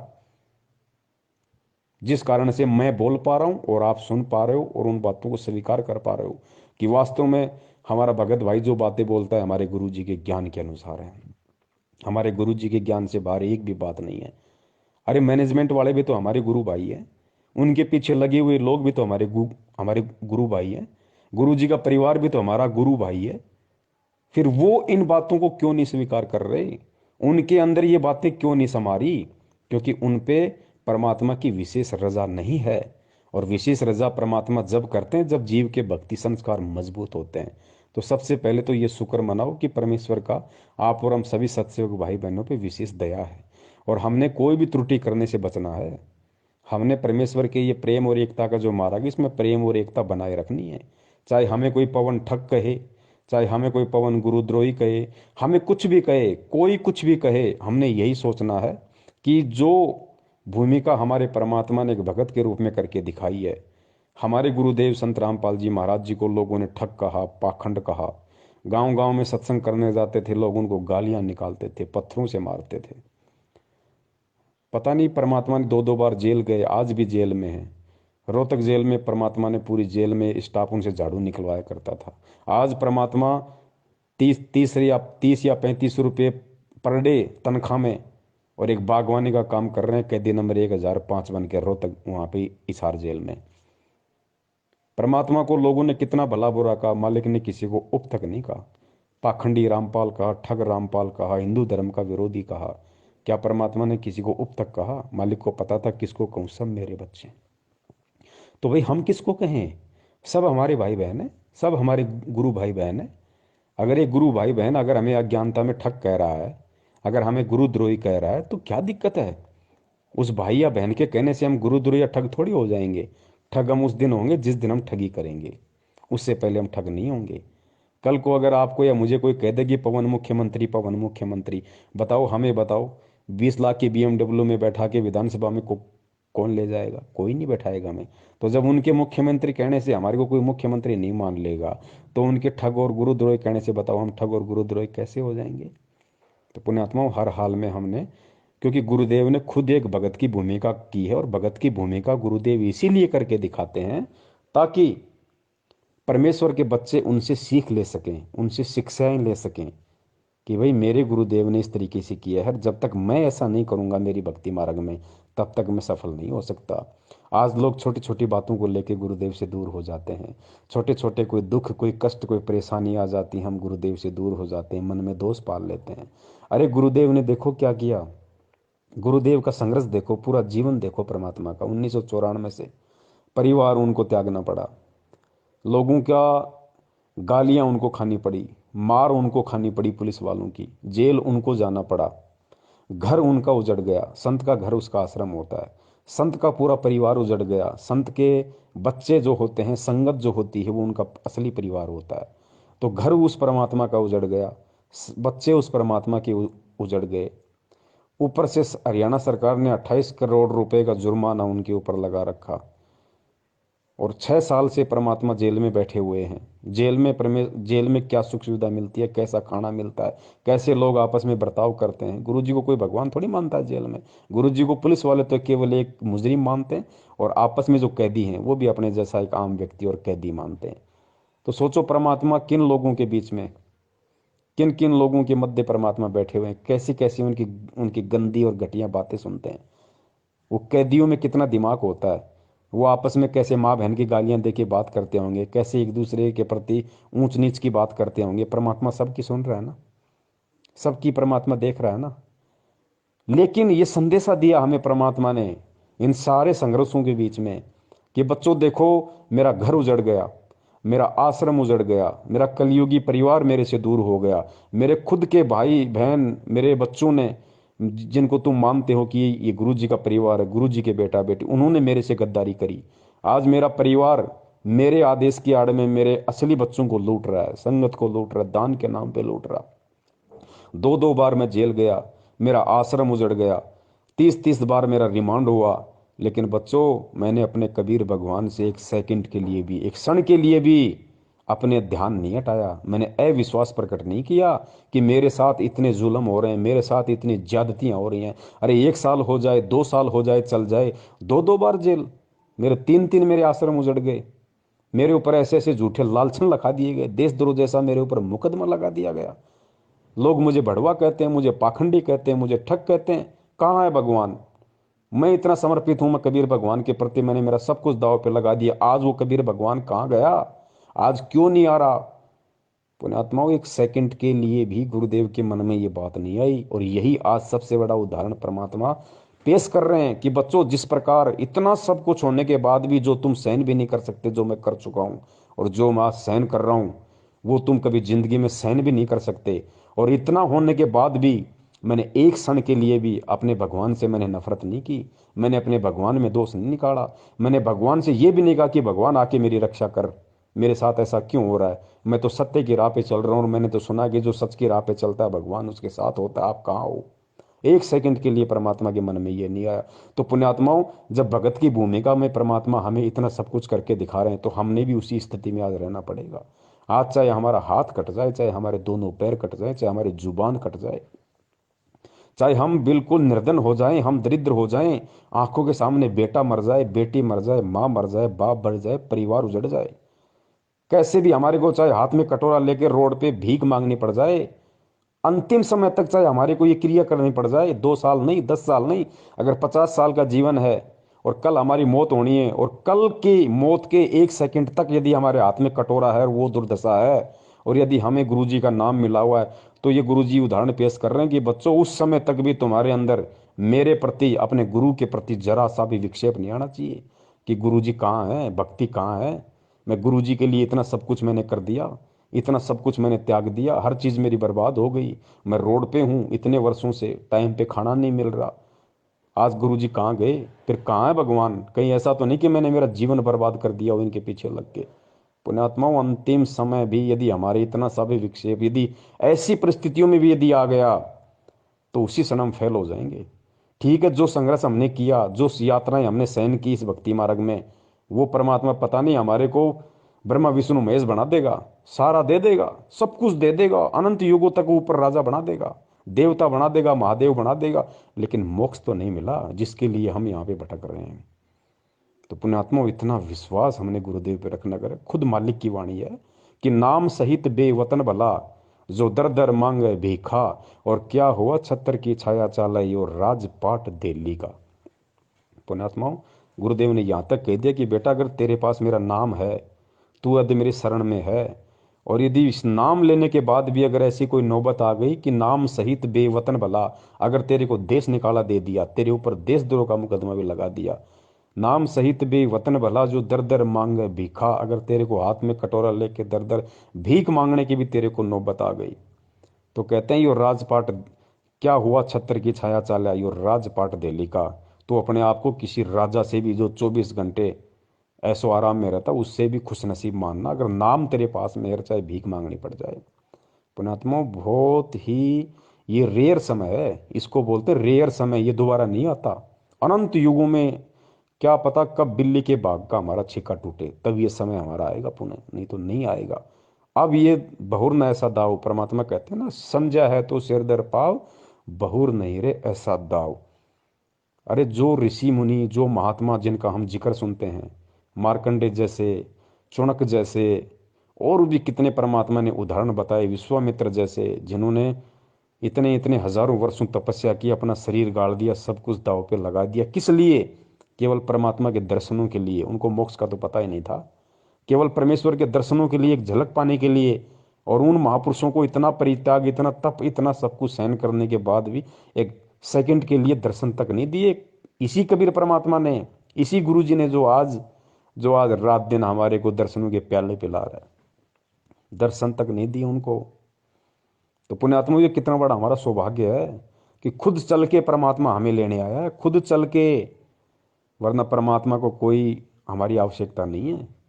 गुरु जी कहते हैं कि शीश उपाड़े भूई धरे, ऊपर मचके पांव, कबीर का घर शिखर में, तेरी गरज पड़े तो आओ। गुरुदेव ने बताया कि हे नादान आत्मा, हे पुण्यकर्मी आत्मा, सरा अपने भाग्य को, अपने किस्मत को सरा कि तू कितना पुण्यकर्मी है, जो खुद सतलोक का राजा तेरे लिए स्पेशल चल के आया, स्पेशल। वरना कहते हैं कि शीश उपाड़े भूई धरे, ऊपर मचके पांव।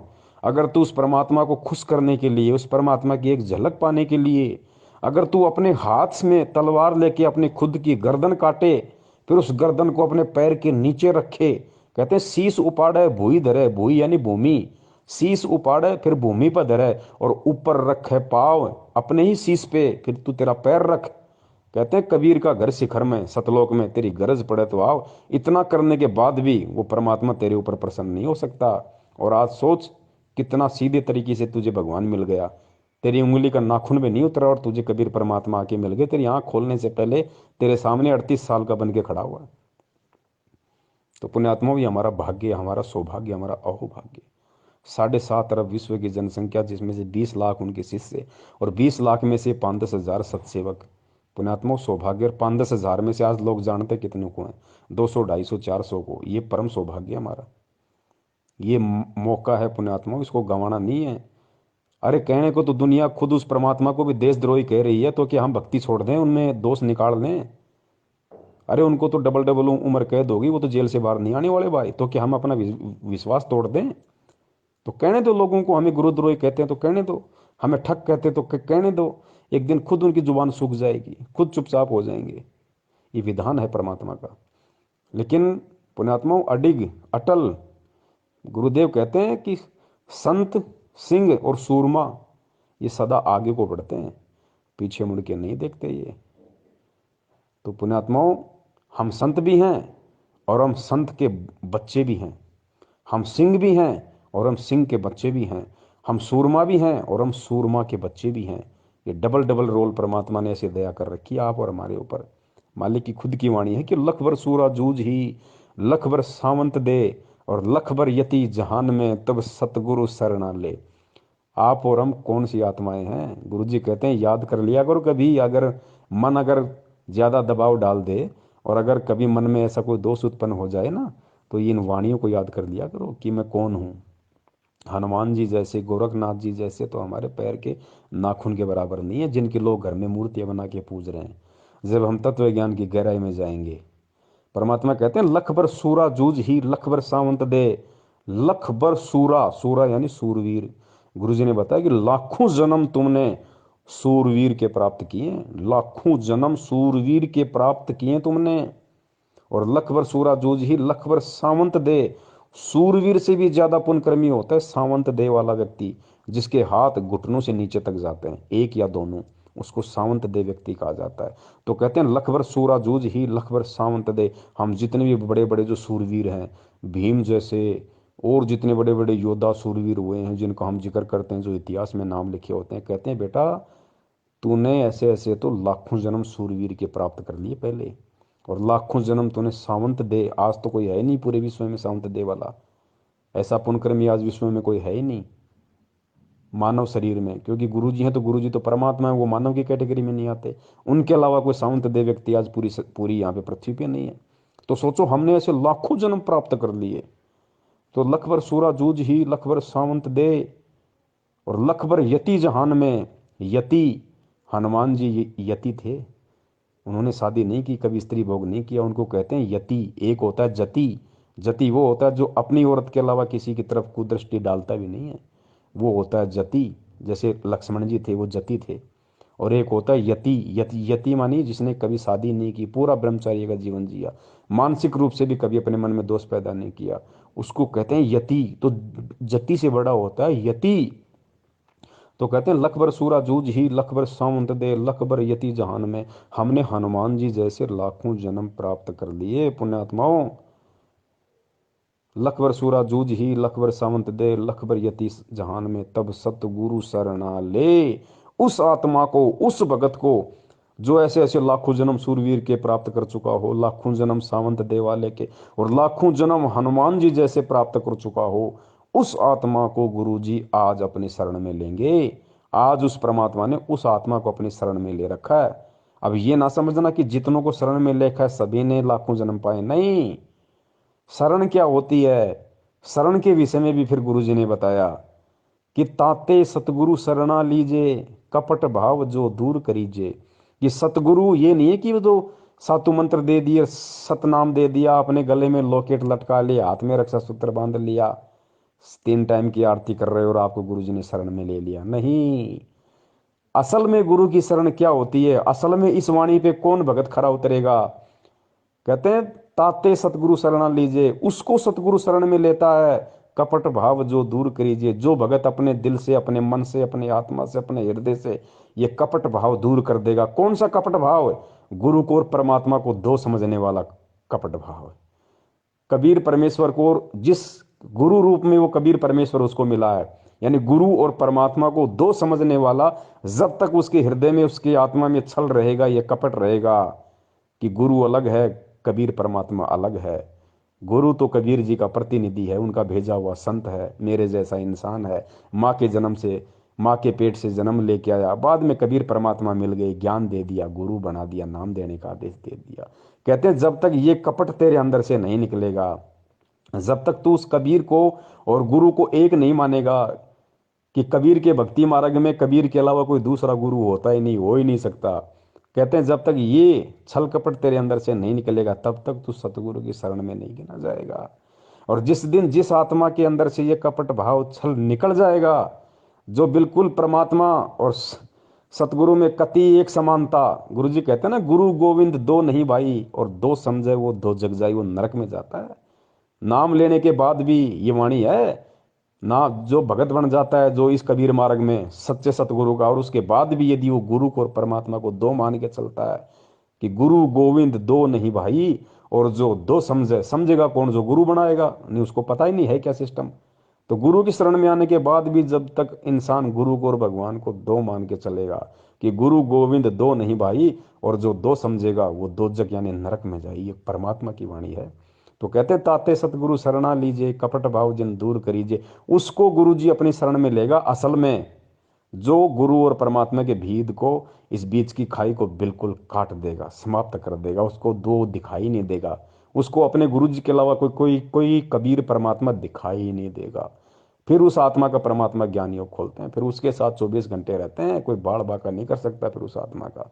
वह बोल नहीं सकी, इतना कहकर बहुत बुरी तरह फूट कर रोई। तो सिपाहियों ने बताया कि महाराज वहां ऐसे ऐसे बनी। वीर सिंह भी कान खड़े हो गए को तेरे की, क्यों जब तक वीर सिंह भी ने सोचा था ये साधारण व्यक्ति होगा, गुरु है तो से। अब हम गुरु को जब तक यही समझते हैं कि गुरु है तो से, तो कोई लाभ नहीं है।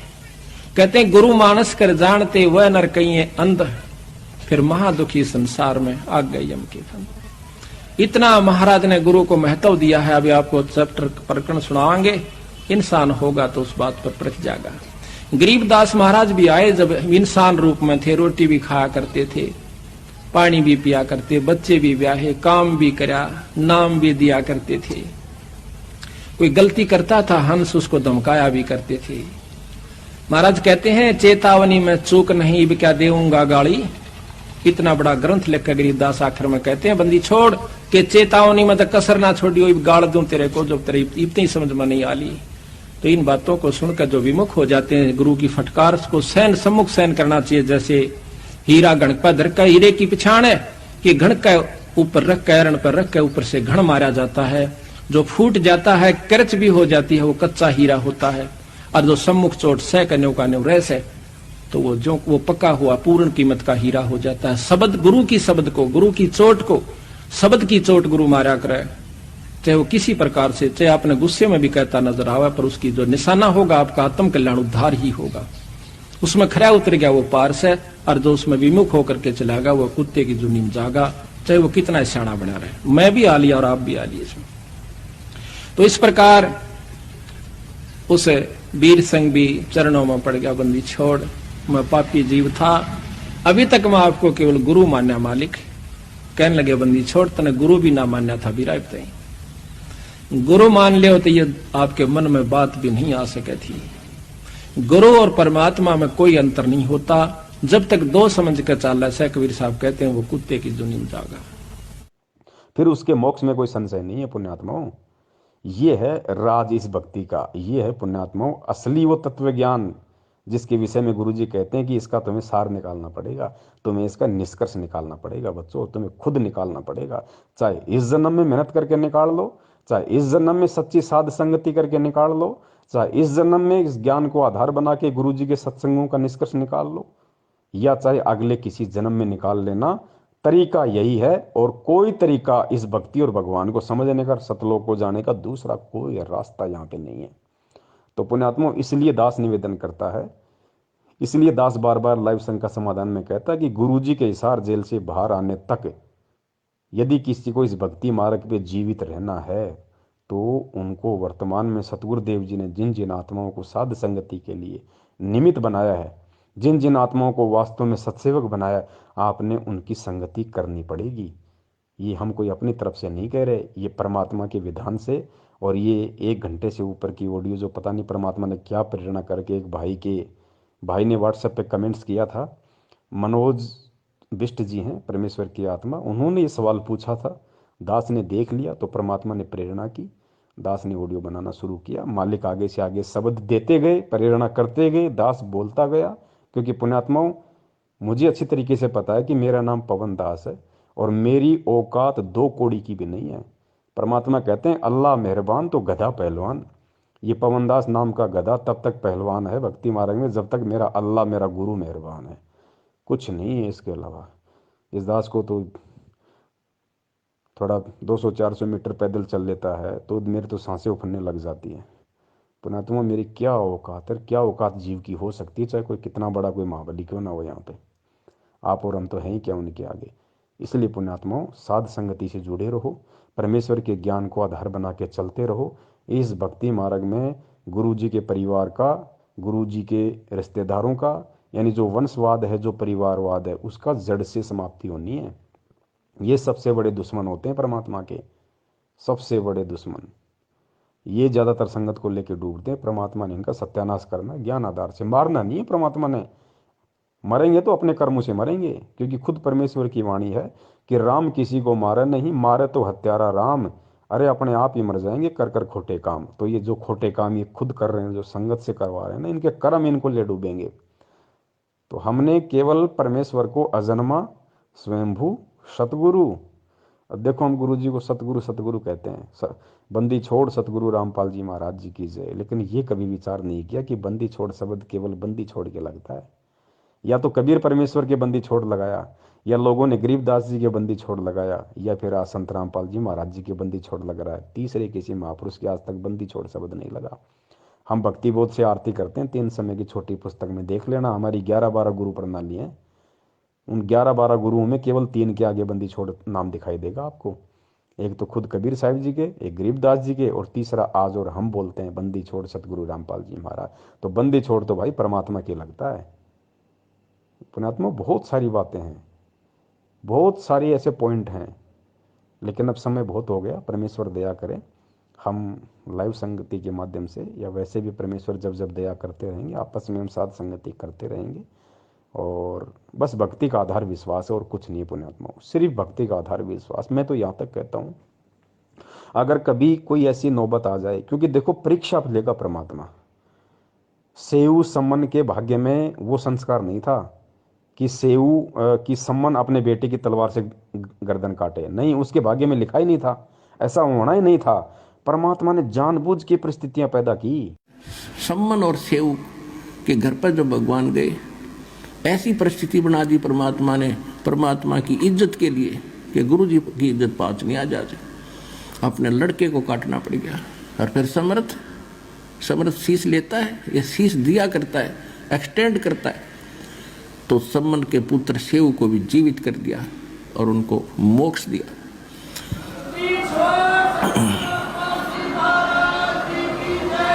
तो इसको कहते हैं नुक्ते ऊपर रिझ जाएगा रे, करोड़ कर्म जल जाए तुम्हारे। फिर हमारी एक गलती है जो सम्मन ने कर दी। उसने क्या गलती की?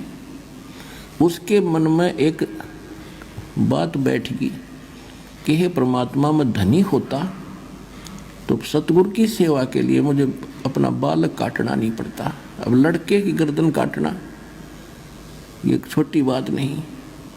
और काट दी, फिर उसके बाद उसके दिल में ऐसी ठेस लगी कि ये मैंने क्यों करना पड़ा कि मेरे पास धन नहीं था।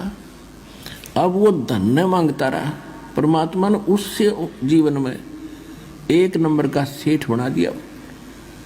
लेकिन सेव और उसकी मां ने की, उनको ज्ञान गजब का समझ में आ गया था, वो तो पार हो गए। ये सम्मन रह गया, माया माया करता, मृत्यु होगी।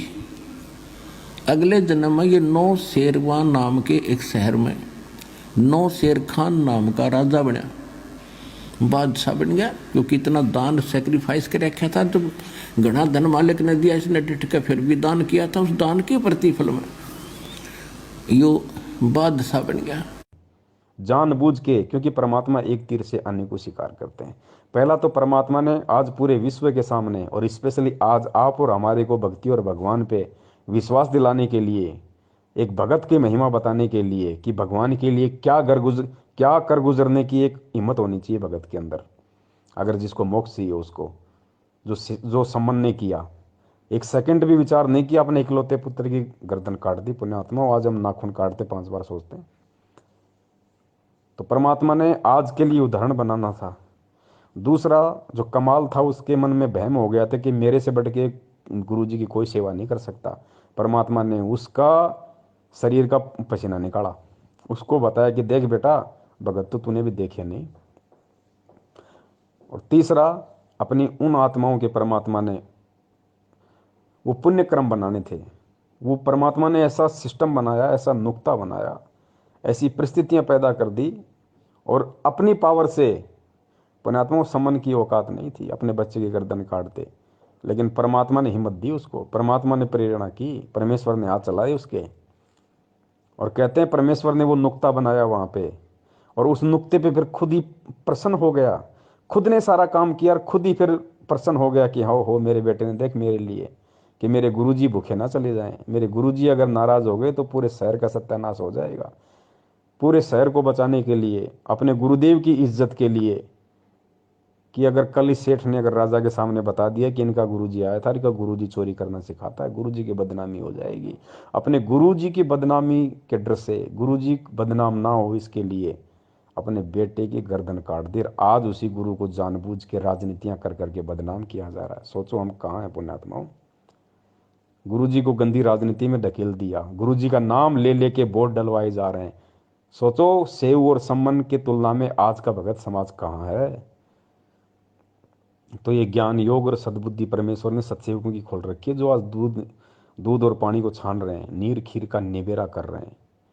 तो पुण्यात्माओं, ठीक इसी प्रकार परमेश्वर ने वो लीलाएं की सारी आप और हमारे को समझाने के लिए, इस भक्ति पे हमारे अंदर इतना विश्वास पैदा करने के लिए कि पुण्यात्माओं, अगर विश्वास नहीं है तो भक्ति नहीं है। अरे आज तो हम दिन रात सत्संग सुनते हैं, मोबाइल 24 घंटे हमारे हाथ में रहते हैं, टीवी चैनल हैं। सोचो सम्मन कहाँ सत्संग सुनता था। कभी साल 2 साल 4 साल में मौका मिला, कभी गुरुजी के चला जाता है, गुरुजी आ जाते तो नहीं। उस समय कहाँ मोबाइल था, कहाँ वो अपनी चूड़ी बनाते बनाते सत्संग सुनता था भाई। और बिना सत्संग सुने ज्ञान आधार हो नहीं सकता। तो पुण्यात्माओं, आज हम उन आत्माओं के सामने कहाँ टिकते हैं। आज तो हमने कुर्बान हो जाना चाहिए गुरु जी के ऊपर, मर मिटना चाहिए हमारे हमारे परमपिता परमेश्वर सतगुरु रामपाल जी महाराज जी के ऊपर कि परमात्मा आपने कैसे दया बख्शी। आज हम अगर एक दिन गुरु जी के सत्संग ना सुने तो आत्मा खाली खाली हो जाती है। और सोचो उस समय तो 4-4 साल सत्संग नहीं सुनते थे गुरु जी के, फिर भी इतनी उनमें उनमें हिम्मत, दृढ़ता। तो पुण्यात्माओं, आज फिर हम क्यों पीछे हट रहे हैं। और आज भी यदि हम इस मौके को चूक गए तो इसलिए गुरु जी कहते हैं कि दोबारा ये दाव नहीं लगेगा, फिर नहीं लगेगा ये दाव दोबारा। तो पुण्यात्माओं, बहुत सारी बातें हैं। परमेश्वर दया करें, हम ऐसे ही एक दूसरे भाई बहन आपस में जुड़े रहें। और हमारे जितने भी भगत भाई बहन जो सतलोक आश्रम मैनेजमेंट हरियाणा के पीछे बेचारे भोलेपन में लगे हुए हैं, पुण्यात्मा हमारा, आप ये सोच लो कि हमारे वो भगत भाई बहन जो 70% हैं जो मैनेजमेंट के पीछे, आप ये मत समझ लो कि उनको कसाई ने बाड़े में कैद कर रखा है। ये सतलोक आश्रम मैनेजमेंट हरियाणा काल रूपी कसाई है साक्षात, और इसने उन भक्तों को बाड़े में कैद रखा है। अब हमारी जिम्मेदारी क्या है। अब हमने उन भक्तों को वहाँ से मुक्त करवाना गुरु जी के आशीर्वाद से। और मुक्ति का साधन एक ही है उनका कि हम उन तक ये संदेश पहुँचाते रहें। ये ऑडियो वीडियो मैसेज लाइव के वीडियो हम उनको ना चाहते हुए भी शेयर करते रहें, चाहे वो हमें गालियाँ दें, चाहे हमें डराएं, चाहे धमकाएं। पुण्यात्माओं, गुरु जी कहते हैं ना, अगर किसी को बुखार है तो बच्चा तो दवाई लेने से मना करता ही है, वो तो रोता भी है, माँ बाप का नाक पकड़ लेता है, कान पकड़ लेता है, थप्पड़ भी मार देता है एक आधा। लेकिन क्या माँ बाप उसको दवाई नहीं पिलाते? पिलानी पड़ेगी, उनको पता है कि ये नादान है। तो इसी प्रकार हमने हमारे भगत भाई बहनों तक, चाहे व्हाट्सएप के ग्रुप हो, चाहे फेसबुक के ग्रुप हो, चाहे सोशल मीडिया का कोई भी प्लेटफॉर्म हो, हमने हर संभव कोशिश करके अपने उन भाइयों तक हमने संदेश पहुंचाने हैं। चाहे वो हमें अच्छा कहें, चाहे हमें वो बुरा कहें, हमें परमेश्वर के प्रति अपना एक शिष्य धर्म निभाते हुए हमने ये कर्म करना है। बाकी खेल सारा परमात्मा का। तो सत्साई पुण्यात्माओं, बंदी छोड़ सतगुरु रामपाल जी महाराज की जय। तो यहाँ महाराज गरीबदास जी कहते हैं कि भाई इतनी बात समझ के भी जय तेरा पल्ला नहीं पड़ती, फिर तो भाई तेरी मर्जी। गरीब सतगुर मिले तो क्या करे, अंदर बाद विवादे, सिर जम डंडा खात हैं, चाहे करोड़ मिलो भावे साध। के सतगुरु गुरु मिल भी जावे और या बात फिर भी पल्ला नहीं पड़े तो के करे बेचारा। गुरु वो कह सका है भाई, रो सका है, बता सका आपको, बाकी इस पर अमल करना तो आपके भाग की बात सर।